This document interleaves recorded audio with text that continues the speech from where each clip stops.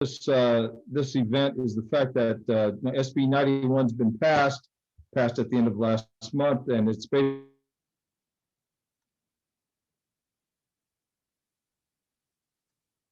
basically extended for the most part, with 8 features added to it. And I think probably the main thing that we need to understand is that we're all here in Alameda County, and that has a profound effect of the applicability of SB 91 and what you can do within that context.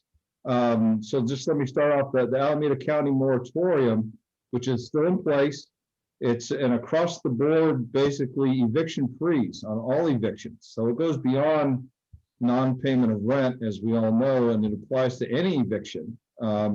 It does not allow for it says you cannot evict or otherwise cause a tenant to vacate, I guess throw rocks at them or something, I don't know.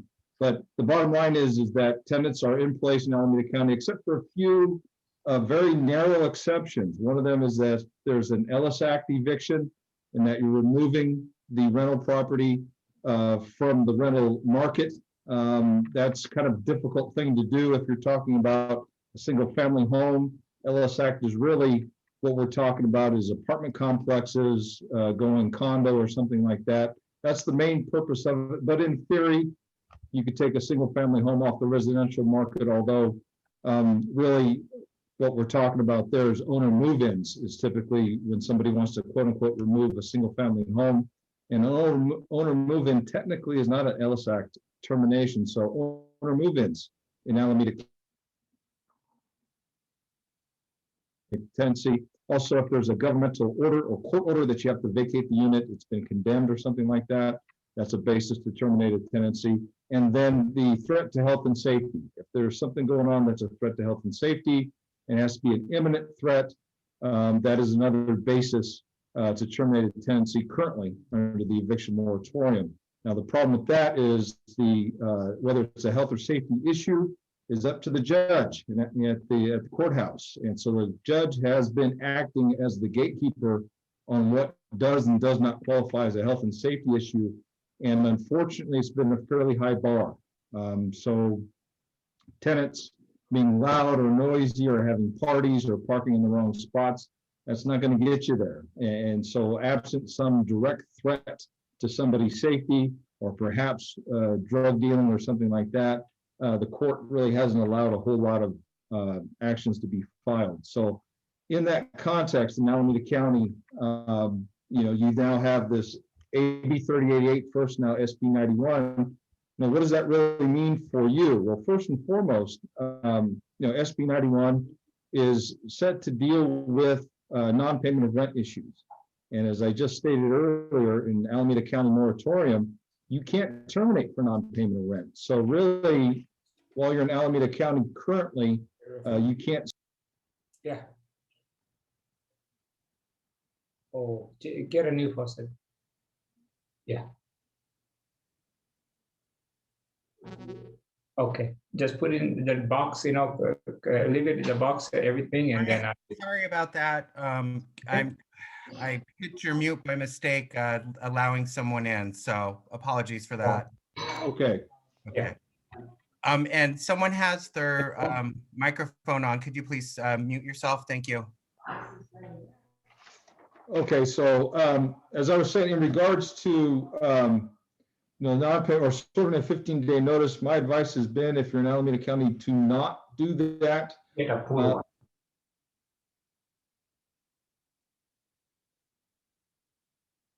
To vacate, and the Alameda County moratorium, that ordinance is strict liability. So even if you didn't really mean to do it, if you caused them to vacate, you could be subject to civil and criminal penalties. So that's why my advice has been across the board: do not serve pay or quit notices to tenants in Alameda County.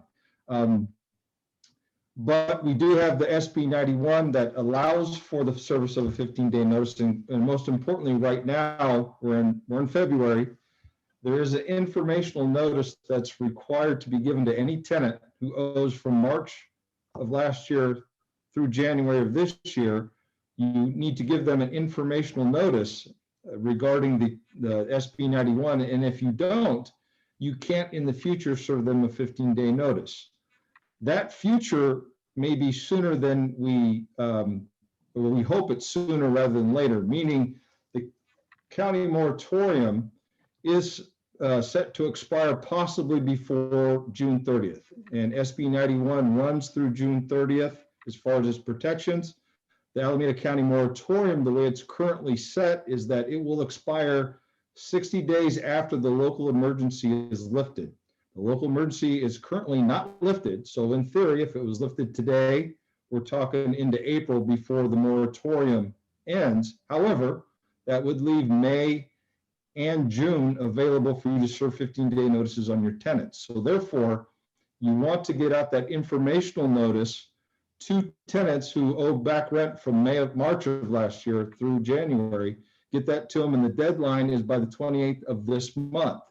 So that notice you do want to get out just in case you're able to serve 15-day notices later on down the road. There's also a possibility that that moratorium may end earlier than 60 days after the emergency is lifted. The reason that I say that is that back in the fall, starting back in the fall, the judge in Hayward in Alameda County was setting for trial cases that were pending prior to COVID. In other words, cases pending in January and February of last year that are ready to go to trial. He was setting them out into March and April of this year with the idea that the moratorium would be lifted about that time, meaning that the Board of Supervisors would go in and say, well, we're going to lift the emergency, and that 60-day time frame, we're also going to lift that as well. And so the moratorium is lifted immediately. That may or may not occur. Like I said, starting last fall, the judge was thinking that would occur in March of this year. That's in a week. Whether that's going to happen or not, we'll have to see, but there is a feeling that it may lift sometime soon. So that could be March or April, but certainly it looks like it's probably going to be before the end of June, which is when SB 91 ends. So that kind of, so in Alameda County, while you can't do the non-payment of rent notices, you may be able to in the future. So certainly being familiar with SB 91 and the protections certainly makes sense. Also, the thing is that we know that once that another salient element of SB 91 is that there is a rental assistance aspect to it, a statutory setup that allows for the distribution of the federal, was it 2.65 billion in assistance that's available, that will be available. SB 91 allows for that to be distributed to tenants who qualify. And there's nothing in the Alameda moratorium that prevents you from accepting that assistance, applying for that assistance, having tenants apply for that assistance. And so even though while you can't serve 15-day notices to pay or quit, tenants who qualify for that assistance, as well as landlords who have tenants who qualify for that assistance, may be able to apply for that. Now, the SB 91 has given the authority or the responsibility for setting up that application process and kind of monitoring that to the Department of Housing and Community Development. That is the state government agency that is to kind of oversee the rental assistance program, set out the particular guidelines for it, and then you will have localities that will administer it. So depending on the size of the locality, and the threshold is 200,000 people population for a county or a city, they would administer it themselves. So you may have some variance as to the application process. The application process is in the works. In other words, they're still developing it. They're supposed to have it up and running by the 15th of March, so that as of the 15th of March, people who are eligible can start to apply. And the application process, or who is eligible, what they're doing is they're looking at households, and it goes by household, not individual. What's a household? Basically all adults who live in a particular residential unit. And there's essentially three conditions, any one of which, so one of the three conditions that a household or criteria that can qualify them for the assistance. One is that at least one of the individuals in the household qualifies for unemployment or has experienced another financial hardship due to COVID. That's fairly broad. That could be the loss of a job, that could be becoming ill with COVID. So if you have one individual that essentially has been affected either employment-wise or otherwise by COVID, they could qualify. At least one individual is at risk of homelessness. That's a very broad sort of thing as well. But again, somebody who's housing insecure, they could qualify. Also, if the housing income does not exceed 80% of the area median income, they could qualify. So that's how a household who it can become eligible for the assistance. An eligible landlord is basically a landlord who rents to a eligible household. The landlord it can also apply for assistance. Now, the methods for it and how exactly that happens, they haven't defined those yet. I haven't seen one of those applications. And kind of the overall feature here that what we're looking at is that and you submit the application and it's granted, you can have 80% of the debt that's owed by the tenant, that's the back rent owed, covered, paid. The key feature of that is that you as the landlord would have to agree that the other 20% that's not being paid is waived. Now, this is voluntary. You don't have to agree to that. However, I know that most of my clients are wanting to do that for a variety of reasons. In large part, you probably won't be able to get anything more than that through other methods like small claims or something like that. Now, this assistance is in addition to, not in addition to, but is not the only type of assistance available to tenants. There may be local municipalities that have assistance programs. The CARES Act provided a lot of funds that localities are using. So the one thing is that they're supposed to set up parameters, precautions in that they can't double dip. In other words, if you're getting your assistance from one, you can't get assistance that's going to exceed the 80%. So there's some overlap in that there are programs out there that are exclusive from this federal assistance that a tenant can look to as well. Now, as a landlord, you're wanting to do this not only to get bird in the hand is worth two in the bush type of mentality, but also because if you decide to not accept the 80%, which is your right as a landlord, then a tenant could be obligated to pay that 25% of the rent by June 30th. And then the other 75%, you could eventually at some point sue them in small claims. It's important to note that SB 91 adds a requirement is that if you do end up suing a tenant down the road for back rent, that you will have to show as part of that lawsuit that you did investigate to see whether a tenant was eligible for assistance. And also, if a tenant happened to be eligible for assistance, the court will have the ability to reduce your award in that lawsuit.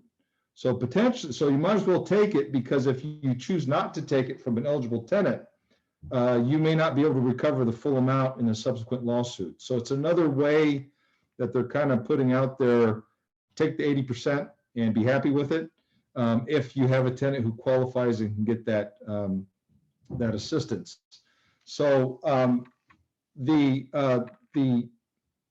application process can be instituted by either the landlord or the tenant. The way that the department has set up in their memorandum indicating how they want this to work, they want landlords and tenants to cooperate. I guess the question could be is if a tenant doesn't want to apply, can a landlord do it by themselves? Well, in theory, you could. The problem is a lot of the information to determine whether or not a tenant's qualified would come from the tenant. So if a tenant doesn't want to go through this process, as a landlord, you may be out of luck as far as getting assistance. I'm gonna kind of project that's probably going to be a minority of situations. Most tenants are going to want to apply for this. And again, that may be part of the process as a landlord in reaching out to tenants and making sure that they're aware that that this applies. But that's kind of the broad as far as the assistance. There's going to be something in place soon in your localities. It could be countywide. It could be in a city. If you're, for example, Oakland itself, we're talking March 15th as far as a time frame when they're going to start taking applications. They are going to prioritize how they award the assistance. People that are 50% of the median income and lower are going to get priority. Then they're going to go to the people that have 80% or lower as another priority. So there's going to be tiers and process and stages by which these things are awarded. So the extremely low income tenants are going to get preference and get awarded assistance first. So that's kind of where that's at as far as the assistance. With the SB 91, when you are able to serve your 15-day notices to pay or quit, that process is going to be very similar to your 3-day pay or quits. The key thing to keep in mind with these 15-day notices are two things. Number one, it's 15 days and it's business days, not calendar days. And also a tenant has a third option to comply with the 15-day notice. They can either pay, they can either leave. Those are the two normal circumstances, or they can submit a declaration. Those declarations are under penalty of perjury, but they don't have to supply any documentation to back it up in general. The only time that they would is if they're a high income tenant. That's if they earn 130% of the median income for the area. If they do that, if they do, you as the landlord can indicate in your 15-day notices that documentation is required. However, you will have to have known that of that income prior to serving the notice. In other words, in general, if their application showed that they were high income, you can make that request. You have to be careful though, if you're not sure whether they're a high income tenant, do not check the box that they have to provide documentation in addition to the declaration, because you can face penalties for doing so without that information. But if they give that declaration within the 15 days notice, they then have to pay 25% of that rent by June 30th. That's a balloon payment date, essentially. They can do it piecemeal or they can do it all at once. And if they do that, the other 75% is what they call consumer debt, which then eventually, if they don't pay it, you can sue them in small claims. Remember, subject to a potential reduction if that tenant was eligible for assistance and you didn't accept it. Also, there's the fact that you do have the local Alameda moratorium, which its payback period is 12 months from the due date. So that 12-month period will be running staggered on the total debt they owe you. So when and if we get to that process where we might start suing tenants in small claims, that's going to be an exercise of calculation and arithmetic that certainly you should do with your attorney prior to going down that path. But that's kind of a very kind of general and kind of somewhat scattershot. I apologize for that kind of overview of where we're at. So the main point to take away before we get into questions is that Alameda County, you're limited as far as what you can do now. The idea is really looking forward. SB 91, you may be able to implement, although there is an argument that SB 91, it would still be preempted by Alameda County. The moratorium in that a tenant still would not have to pay 25% by June. They would be simply locked into that 12 months from the due date, whenever that would be. And we can get into that in more detail. I know that probably raises more questions. But I think, Robert, we can probably go to questions and maybe kind of focus this a little bit more and take it from there. All right, great. Thank you, Brian. Start off a few questions that are in chat, and then we'll go to the function where if you have a question, please raise your hand, because there's a lot of back and forth in chat. So just give me a few minutes. So Brian, I have one question. If no rent payment issue, can I give a 30-day termination notice without reason to tenant who lived in place less than 12 months that exempt from AB 1482 just cause? Right now, you can't. There's two levels for why you can't. If you're in Alameda County, the moratorium prevents that. So right now, you can't serve a no-cause 30 or 60-day notice. On top of that, SB 91 does extend what AB 3088 did, in that just cause is required even to properties that would normally be exempt. For example, single-family home that's not owned by a corporation or an LLC. Typically, you are exempt from 1482. You are not under SB 91. So through June 30th, even if the Alameda County moratorium is lifted, because of SB 91, you still would not be able to give a no-cause notice because you are not exempt. You would have to have cause in that notice. So another question that was in chat, does this go all the way back to March? And I think the answer is yes on that one. I have a tenant who left and their guest remained and moved son in. I have no info on son. She's not been very cooperative and has back rent of $14,000 owed. She works full-time and has not ever returned the COVID relief form. What can she do? Okay. Again, while you're in Alameda County, there's nothing that you can do during the moratorium. What you're talking about here, there's two violations, it sounds like. Number one, you might have an unauthorized occupant. Although if you had an original tenant and then they move somebody in, the original tenant moves, yet you've been treating that other person like your tenant, that person may be your new tenant.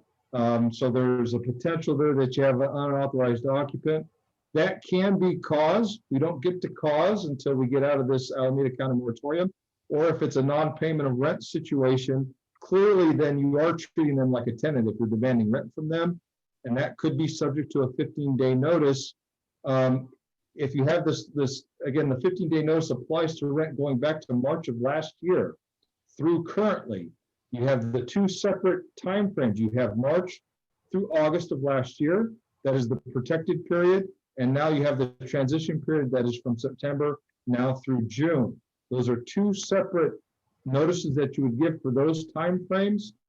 The most important difference is if they give you a declaration for the March through August, 100% of that rent is COVID debt that you can never evict for. You would ultimately sue them in small claims if they didn't pay it off. The September through June, that if you get a COVID debt for that, that's when that 25% payment responsibility kicks in. That has to be paid by June 30th. So that's kind of that, and that's that 15-day notice right now, as I've said, can't serve in Alameda County. You have to wait for that moratorium to be lifted. Another question in chat. I evicted my tenants in December 2020. Can I still apply for 80% from state for unpaid rent? If not, when can I file a small claim, and can I file the claim for more than 10K? Right. Well, the first thing, the more than 10K, the SB 91 continues what 3088 did, in that the cap is lifted on small claims for COVID debt. And that covered debt would be from March. In your case, they left in December. So March through December is covered. You could sue in small claims for that. If it would depend, if it's in Alameda County, they would have 1 year from when that rent became due to pay it. It's a consumer debt. And if they don't pay it, and so most likely it would probably be best I would wait till December of this year before I sued for the whole shebang, so to speak. But you would not be able to get assistance for that. The point of assistance is to keep people in their homes, and so therefore it's for eligible tenants are currently residing in their unit. You would not be able to apply for somebody who's already vacated. Hey, Brian, I've gotten this question a lot, phone calls, and a lot of our members asking this. So I'm seeing this in chat and I want to bring this out. A lot of members have been asking us if they could do a rate increase, and are we able to do renewal rate increases? Now, I know different cities have their own different ordinances, and then of course Alameda County has theirs. So how would you recommend I answer members in the future on this question? Right. You're going to have to look to your local ordinance. So the SB 91 and AB 38, for that matter, didn't address rent increases. So you're going to be subject to the local ordinances. There are some local rent control flat out that govern that. And there are a few jurisdictions that have in their own eviction moratoriums not allowed rent increases. Contra Costa, for example, has done that, where they've not allowed rent increases. And I believe it went through January and they've extended that, I believe, to March.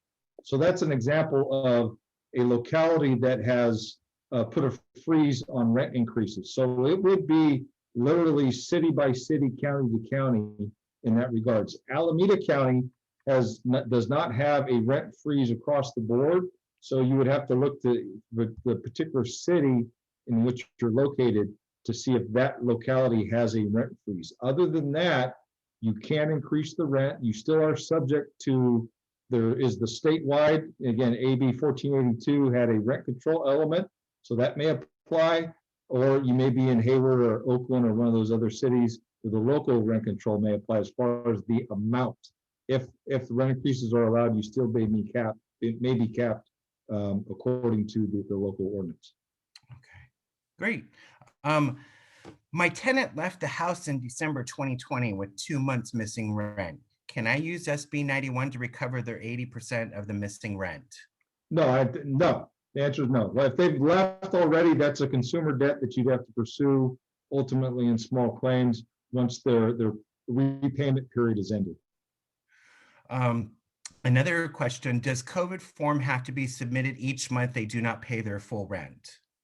Yes. What if we get to the point where SB 91 applies, you have the ability to serve a 15-day notice for each month that becomes past due, and the tenant must supply a declaration for each month.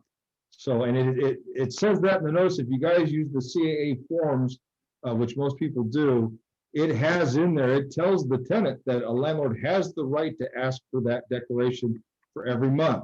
I have gotten, and many of my clients have gotten tenants who say, well, I just gave you one last month. Stop harassing me. You're not harassing them. You have the right to ask for it for each month. So for every 15-day notice, if they do have that hardship, they're supposed to give you a declaration for each of those months. I would note, this is probably a good time to kind of point out that, as I indicated with the 15-day notices, they have those 3 ways to comply: leave, pay, or give a declaration. Most tenants will give a declaration.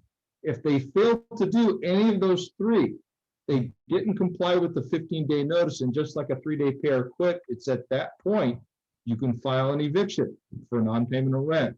I'm doing that currently in other counties, not in Alameda, of course, but they do have a backup, kind of a safety net. If they fail to do that and you file your lawsuit, they can submit that declaration to the court within the same time frame that they have to file an answer. And if they do that, the court will hold a hearing to where the tenant has to show up and say, why having period. Unfortunately, some of the judges have a dog ate my homework type standard, to where tenants will, and this is why this subject matter just it brought up the scenario, will say, well, I gave a declaration for the previous month. I didn't know I had to do another one. And of course, I will pull out what's remaining of my hair and say, Judge, the notice says in it, the landlord can ask for the multiple times. That's not a good excuse. I've had judges say that's a good enough excuse. And when that happens, they dismiss the case.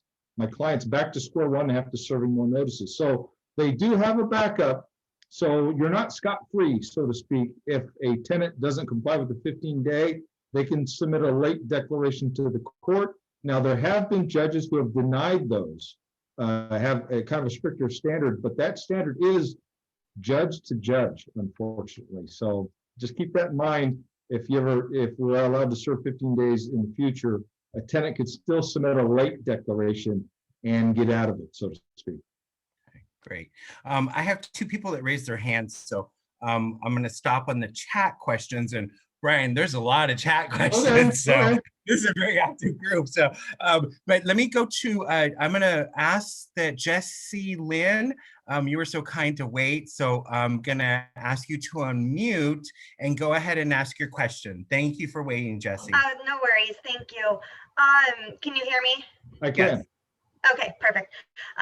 So you're saying that we are not allowed to issue the 15-day notices at this time, like March 5th or 8th will roll around, and that's normally when I would do a 3-day notice or the 15-day notices. But you're telling us that we are not allowed to serve those 15-day notices in Alameda County? That is correct. That is my advice because of the wording of the moratorium. Because it says you may not evict or otherwise require a tenant to vacate. Now, there is an argument out there, and I've seen it with other attorneys, and I don't think it's a bad argument that, well, I'm not evicting you if I'm giving you a notice. It's only if that notice expires and I file a suit, am I then evicting you? Unfortunately, that word evict is subject to interpretation. Also, it's that other line where it says otherwise require a tenant to vacate. And like I mentioned, if that tenant vacates, because that's one way to comply with the notice, it's to pay or quit. If they quit, that tenant could turn around and sue you down the road for wrongful eviction and also violation of this ordinance. So it does open you up to some exposure if you do that. The service of the notice in and of itself could violate the moratorium. My advice to my clients is to not do that. And also there's a practical point behind that.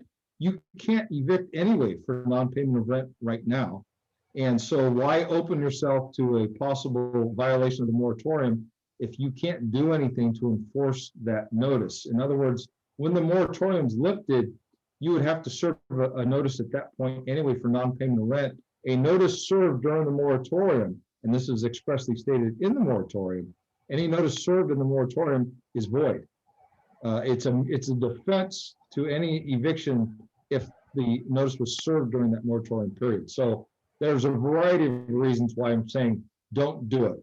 To say that you can't, well, technically I guess you could, but you'd have to make an argument that is probably not going to get you out of hot water. So that's why I've been advising don't serve your 15-day notice. Okay, so what about just asking like the certain residents that I know have been affected, or the people who have a rent balance due each month, can we provide them with the declaration part of the 15-day notice for them to sign within that month, just stating, yes, this month I was affected by this, without giving them the entire packet for the 15-day notices? And that's a common issue, and I think that you can, but let me kind of explain what SB 91 and the 15-day notice and how that, and the declaration, how those interplay. If you read through the statute, what it's really anticipating or expecting is that declarations are given in response to a 15-day notice, which leads to your question. Well, if I can't serve a 15-day notice, how do I get a declaration from a tenant to confirm that they've been COVID affected? And so you could give it to them naked, so to speak, and they can return it to you. And I think that's okay. In fact, you may need that in order to qualify for certain programs. I know for a fact that the San Leandro program for assistance looks to see whether a tenant has provided a declaration of hardship.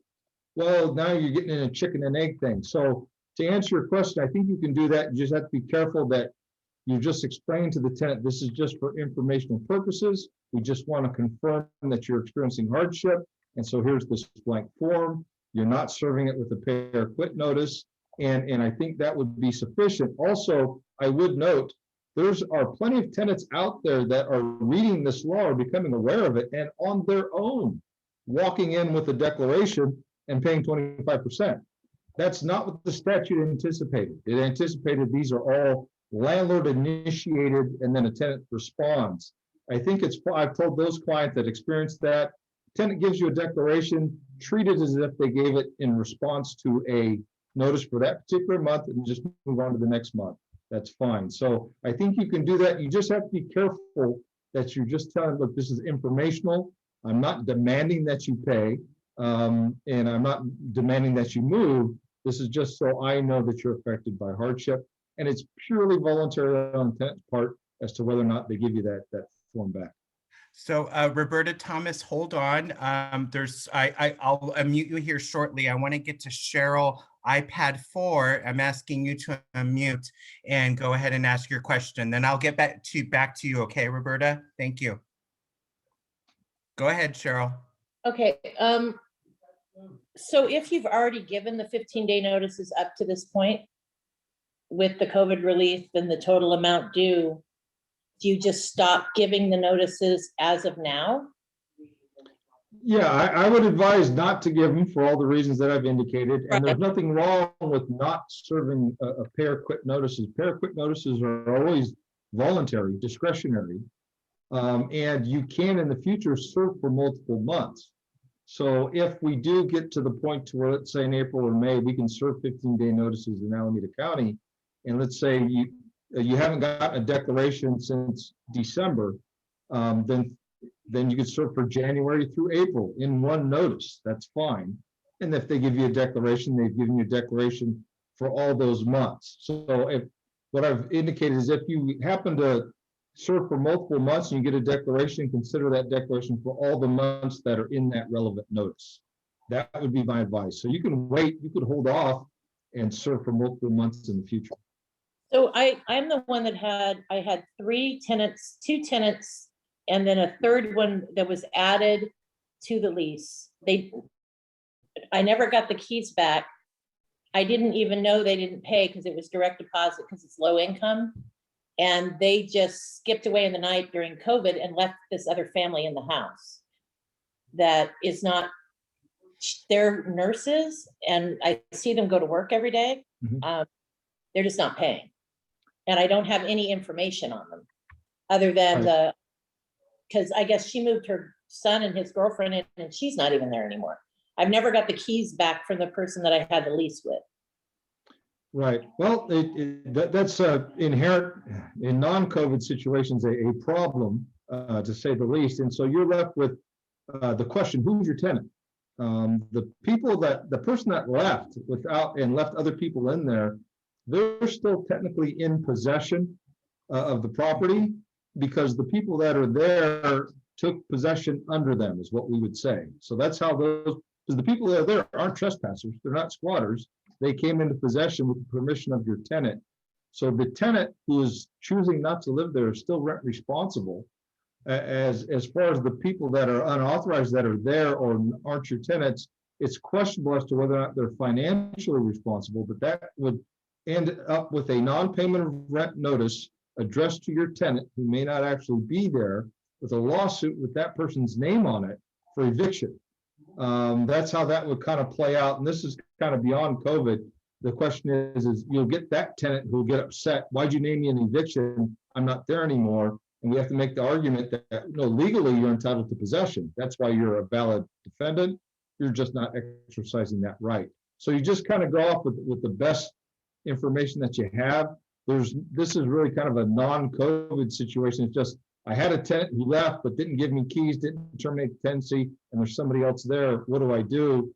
You act through that tenant, even though they're not there. You're serving them notices, you're naming them in lawsuits going forward.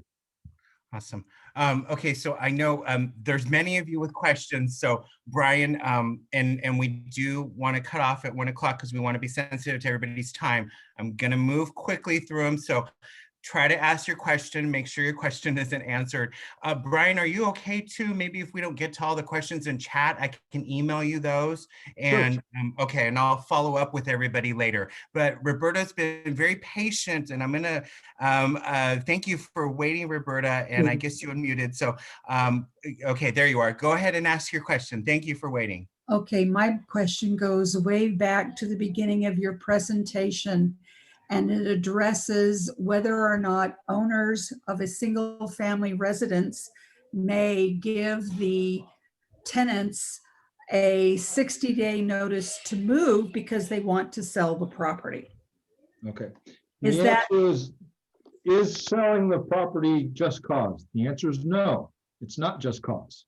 You can sell the property with the tenant in it, although most people don't want to do that. It's harder to sell the property and it'll reduce your price. But that is not just cause. In Alameda County, again, you only have right now, you only have the 3 exceptions, an Ellis Act removal, government or court order, or there's a health and safety issue. Selling the property does not fall under any of those three categories. Okay. And once we get beyond that to where SB 91 does apply, that's also not just cause under 1482.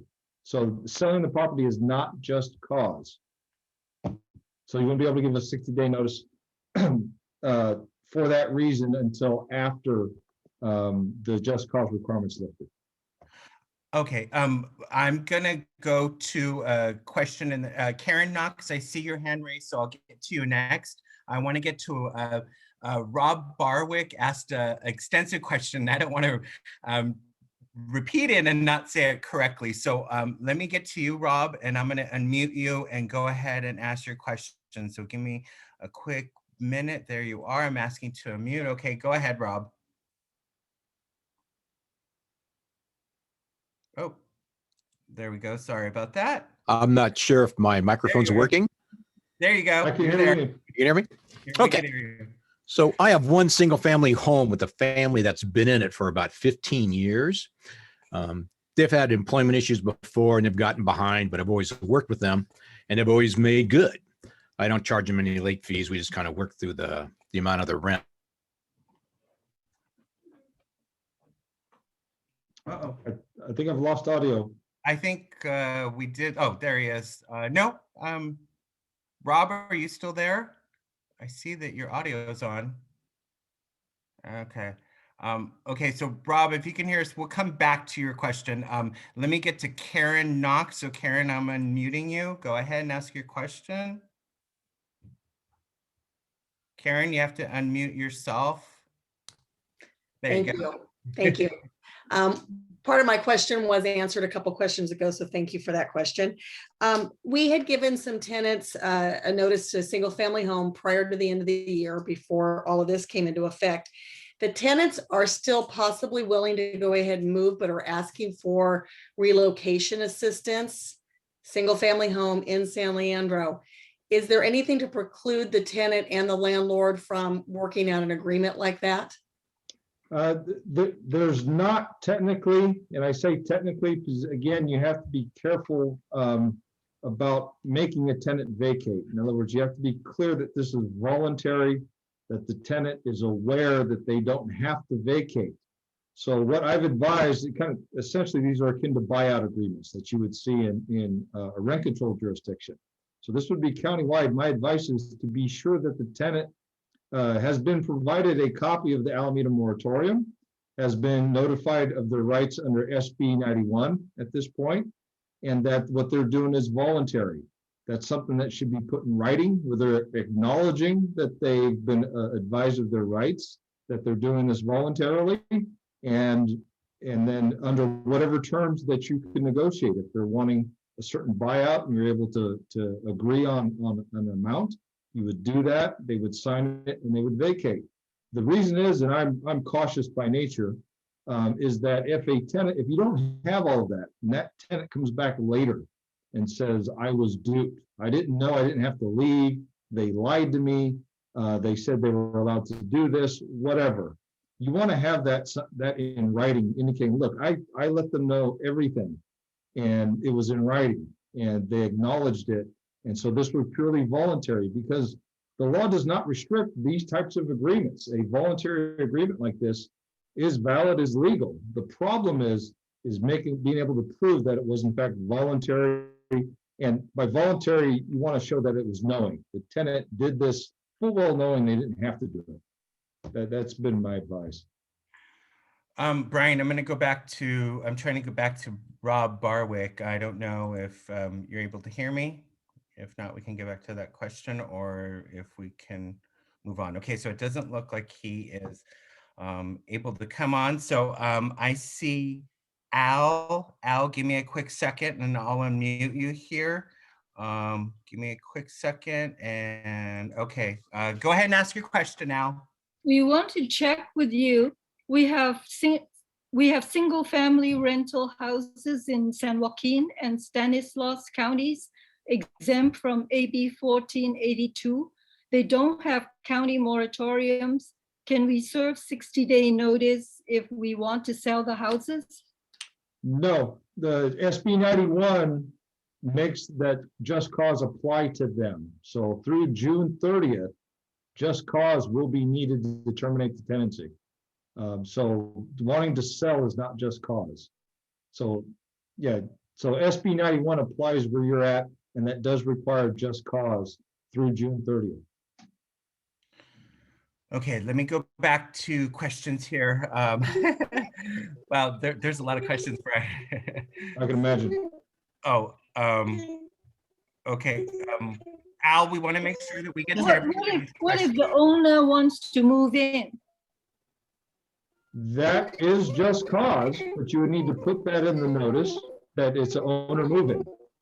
So, and then the owner would actually have to move in, obviously, but that is just cause under SB 1492. Okay, Rob Barwick, it sounds like we have you back if you want to ask your question again, because we lost you earlier. No, I think you're having mic issues there. So okay, let me go to some questions here. And all righty, that was interesting. All right, let me see. My tenant signed a declaration that COVID affected his ability to pay rent. By his own admission to me, he's working more hours. He's even given me stock investment advice. What can I do? The quick answer is, and the long answer is nothing. The SB 92 or SB 91 does not require any proof. All it requires is a statement under penalty of perjury that they've been affected. If they do that, have they committed perjury if they in fact were not COVID affected and they don't have hardship? Yes. You're going to knock me over with a feather if anybody ever gets prosecuted for perjury by any district attorney for this. But I don't know what your remedy would be. I guess would you go to the DA and indicate this guy lied to me? Would you have your own cause of action for fraud? Perhaps.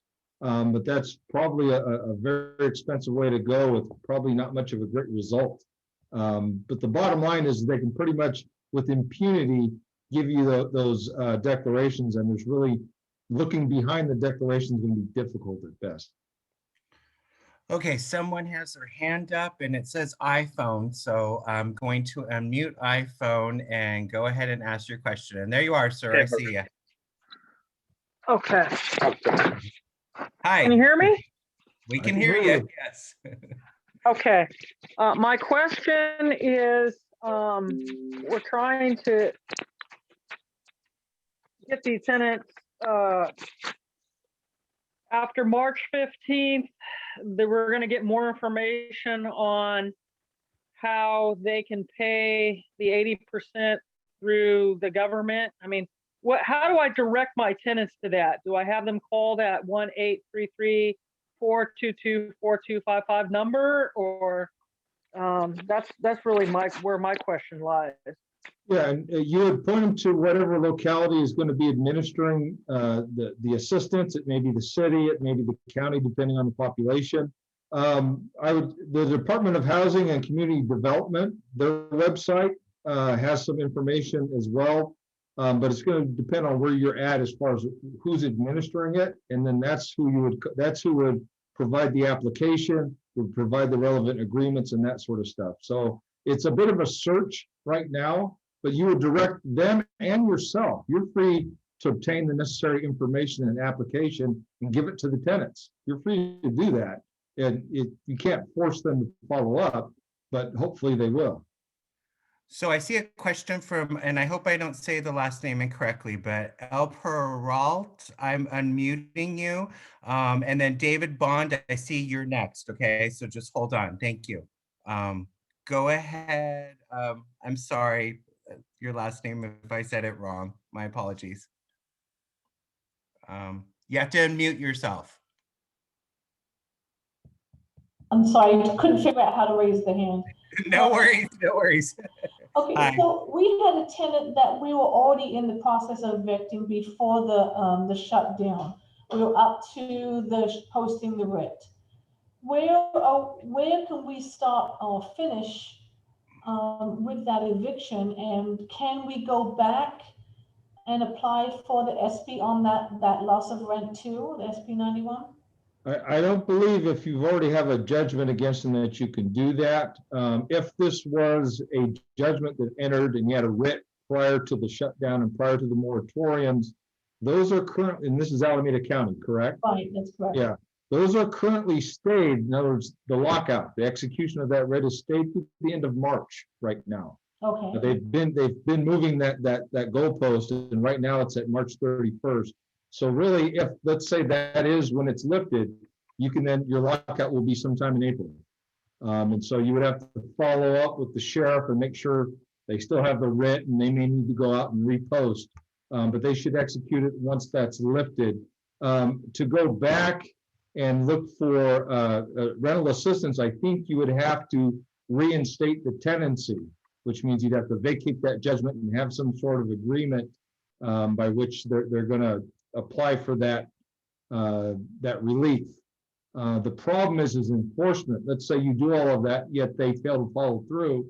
I don't know what the court's enforcement would be of that type of an agreement. So if you're going to stay on the course you're at, we're heading towards lockout, be it April or whenever you can do it, I don't think you can get assistance because that tenancy is terminated right now. All right, I'm going to go to David. I'm sorry, Bondi. I hope that's the way to say it. Okay, I already sent you a message to unmute, so there you go. I'm the one that has the tenant that gives me stock advice. Oh, okay. And, you know, but I've been biting my tongue, so I think I've still managed to keep a good relationship with him, even though I'm getting more and more white hair. However, I think we have decided basically it's going to be a lot easier to take your advice, Brian. We've been thinking about it for a while, and go for the 80% if we can get it. And I'm pretty sure I'll have the cooperation of my tenant. But I'm not going to give him a 15-day notice. And as I understand it, I don't give him the declaration either. But what is it that I need to give him this month before the 28th? And as I understand it, every subsequent month. Okay. So what you would need to give is, since he owes from March through January of this year, so he owes at least one of those months. Sounds like he owes multiple months. Yep. Oh, whoops. I'm sorry. Hold on a sec. I muted him back. We're trying to get through so many questions. So hold on, David. Go ahead. You have to give him the informational notice of the COVID Tenant Relief Act. Oh, I've done that. Yes. Okay. And did you give him the current one in February? No, I haven't yet. That's the new one, because the 3088 required that to be done in September. SB 91 requires yet another one to be given by the end of this month. So that's what you would give him. If you've done that, that frees you up in the future when and if you can to serve a 15-day notice. But as far as what you need from him to apply, it's going to depend on whatever locality is administering that. And then that would dictate what you need.